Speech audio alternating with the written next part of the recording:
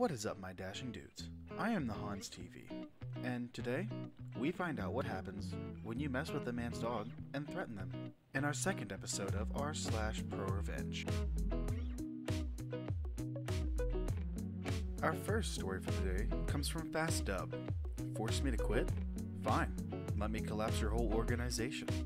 My wife thought I should submit this, but I'm not sure if it's pro-revenge enough for you guys.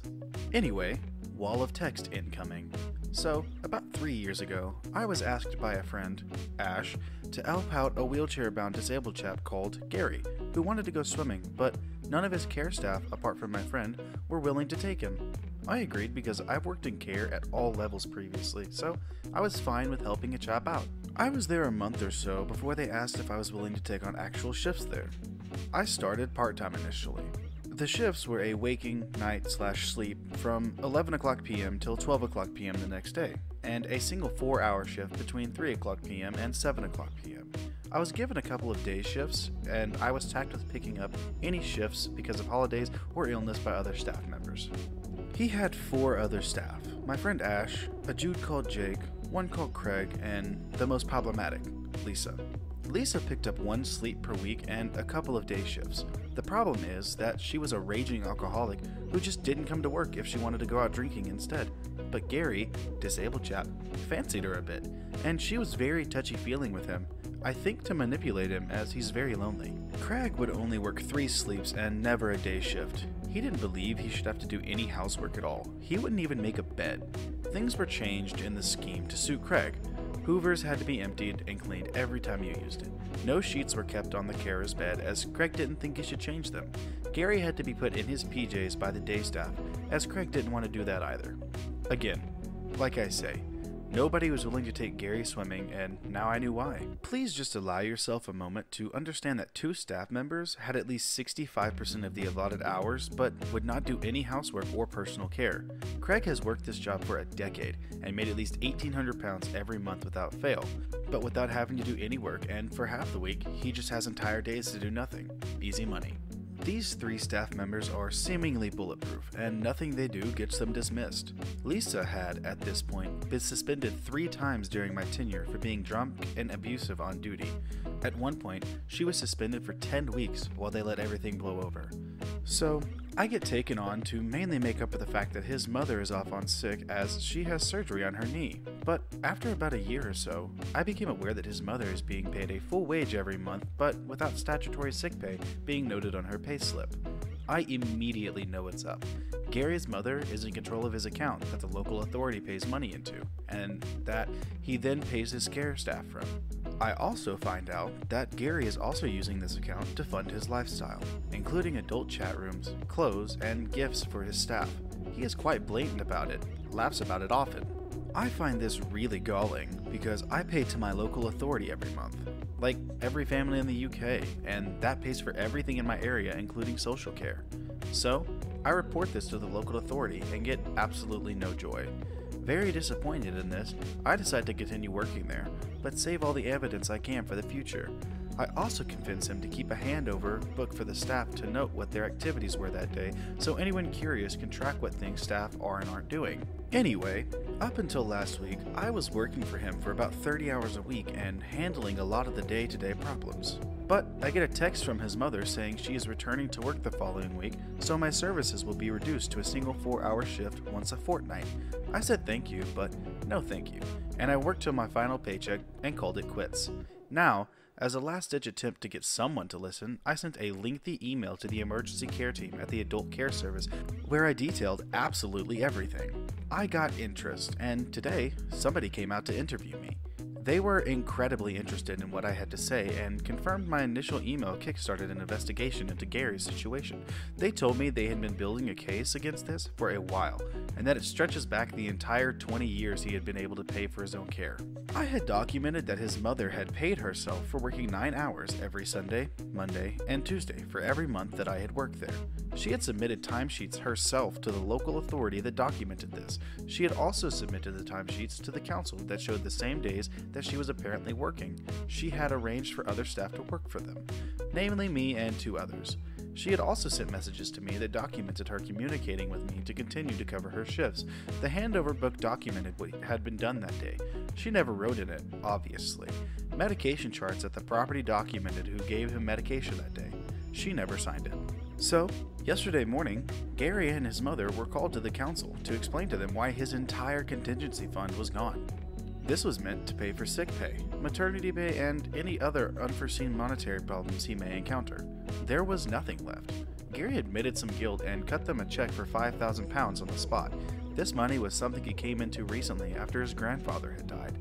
That was a humongous admission of guilt. Then, when the social worker met Gary at his address yesterday, and after some probing, he admitted that yes, he was aware of the conspiracy that he and his mother operated, and yes, he was paying her a full wage every month knowing that she was not working.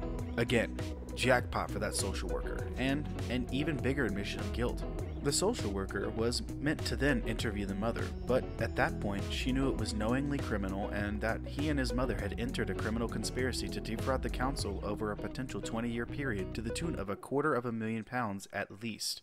She contacted the police and left them to arrest the mother and interview her. I was told I will be contacted in due course to be interviewed by the police, as would all the other staff. I was also told that Gary would no longer be in control of his staffing at all, and there is no way that the other staff members would be taken on by the care organization that would have to be brought in to run his care. The only other person who would interview for his position would be my buddy, Ash, as he had a faultless record. I'm jobless at the moment, but hey, I take a foreign holiday next week and I'll put in the groundwork in to get a new job for when I arrive home. Edit.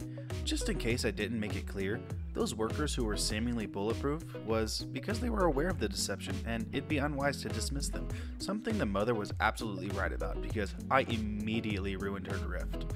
Edit. Added more names to make it clearer. Hope that helps. Our next story comes from guy named Mo. Mean lady hates everyone, especially us. We buy her house after she failed to pay her debt. First of all, English isn't my first language, but I try my best. I'm on mobile, so formatting may be crap. TLDR at the bottom. The house we live in was built at the same time as hers. My parents were often at the construction site and helped if they could.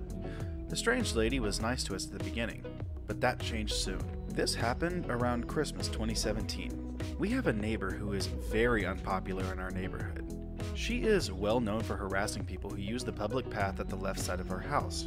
The path is 1 out of 3 to reach to the public playground behind her house.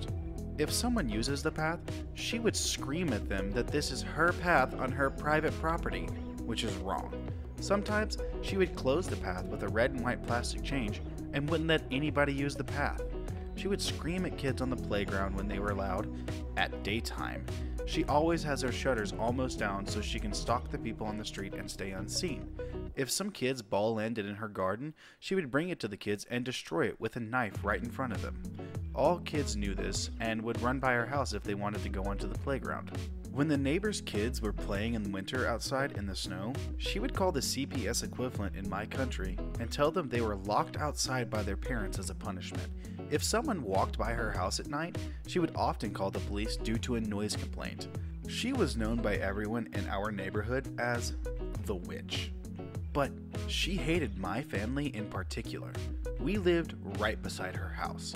Our houses shared one wall. When me and my sister were young, we would use the swing in our garden or jump on our trampoline. She would regularly file noise complaints and often harass me and my sister when we were alone in our garden.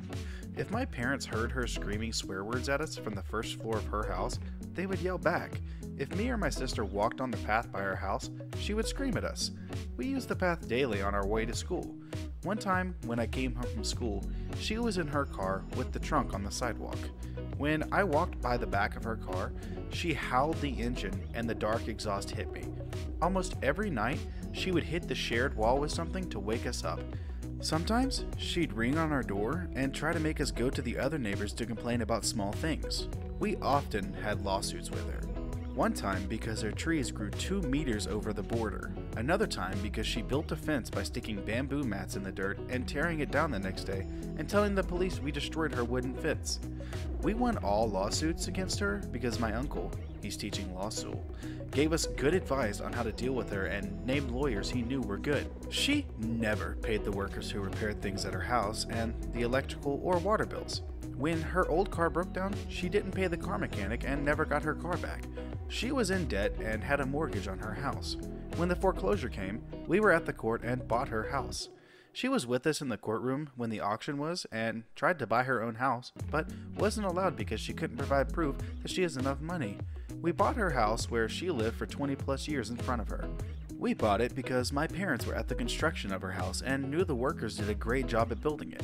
We renovated it when she left. We repainted all rooms, renewed the insulation, and everywhere there were no tiles, we put wooden floor. My grandparents will be moving in her old house this fall. TLDR, neighbor harassed the whole neighborhood and was extra mean to kids. She didn't pay bills and had a mortgage on our house. We bought it in front of her for my grandparents. This next post comes from Ungrateful Dead, Sky Raisin Pie. My first post after reading many of them, so hopefully doing it right.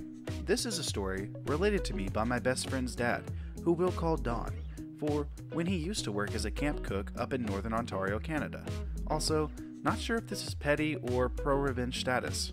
Don was working as a cook at a dang construction site in the middle of nowhere, just outside a small northern Canadian town. The workers mostly stayed and lived in the camp for a few weeks at a time and where breakfast, lunch, and dinner was provided. So you can imagine cooking for a bunch of hungry workers was an all-day event, and Don would start things like pies for dinner, dessert in the morning or right after lunch. After being taken out of the oven, he would put the pies by the windowsill to cool, and then he'd do other things around the kitchen, or go to supply warehouse, walk-in cooler, etc. One month, in late spring, early summer, he would find his pies going missing, sometimes a dozen or so at a time. He would do sleuthing and ask around, but no one would admit to it or no one ever saw anything. That's when he hatched a plan. For anyone ever having spent any time in the Canadian spring and summer in the wilderness, you would have experienced the dreaded horsefly. These things were basically the great white sharks of flies, and can literally take a bite out of a person and cause them to bleed. They were huge compared to the housefly and were as abundant as sand on a beach. I think you know where this is going. Don set up a fly trap and caught at least a gallon of these things and proceeded to make Sky Raisin Pie. He used all the same ingredients as any fruit pie, but substituted in the juicy, plump flies instead. He made enough for 2 pies and left it by the window, and sure enough, they went missing. He never did know exactly who stole and ate the pies, but he had a good guess as 2 of the young camp workers were on the toilet most of the afternoon and missed dinner altogether. No one got seriously hurt or anything, but pies never went missing after that. Our final story for the day comes from Gamers Eat Bacon. I planted over 5,000 dandelion weeds in my neighbor's garden. Here's some backstory. I have a 4-year-old Cocker Spaniel named Charlie, and he likes to poop. I let him out in my front garden every morning for his toilet routine, same in the evening.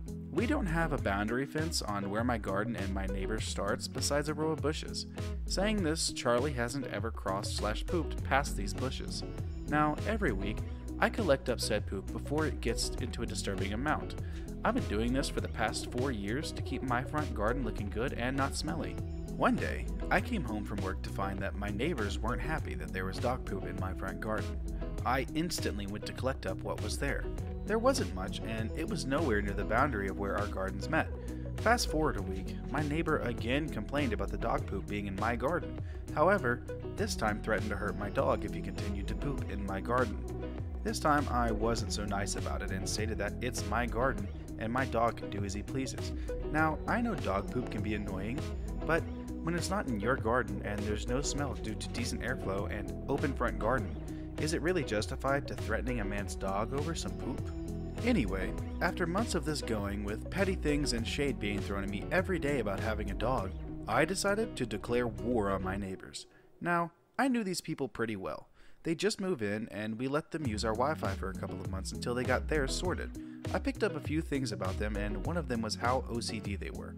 They cut their back garden every week and painted the entire bottom layer of the house to match their fence.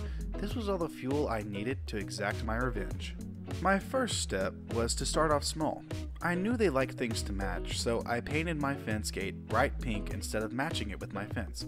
This was my first small victory. They hated it so much they begged me to correct the color, so I did. I figured if peace was an option, it was worthwhile. Then began the hate again. I had to come up with something so evil and yet genius that couldn't be traced back to me. This is when I planted over 5,000 dandelion seeds in their front and back garden. I figured I was in this for the long game. I did this under the cover of night and made sure to plant them in places not easily mowed. Fast forward 3 months, and their garden was covered in weeds. They grew through all the slabbing and were patched all over the garden. It took them over 3 days to clear the weeds and around 100 pounds of weed killer. Long story short, Butthole Neighbors threatens to hurt my doggo. I plant 5,000 weeds in their garden. Edit. I see a lot of people commenting on leaving dog poop in my garden. Firstly, he's a Cocker Spaniel. He isn't taking colossal dumps. It's also a fairly big garden. There aren't huge piles everywhere. Dog tends to spread it out to mark territory. You'd physically have to search for it to find it. Regards to not picking it up instantly, unlike some. When my dog needs to go, he's going to go. Usually, he has a final poop before bedtime around 11 p.m. Edit 2. Comments being made about my dog's lifestyle are completely false. Charlie is a trained gun dog, not some common house pet. He comes shooting and camping with me every weekend, and regards to walks, he gets one early morning and a run on the evening. He's a very well-trained dog. Alright, my dashing dudes, that is going to do it for today's episode of r/ProRevenge. If you liked it, go ahead and leave a sub and a comment down below with what you'd like me to read next. We do suggestions on Fridays. But with that being said, I'll see you in the next video.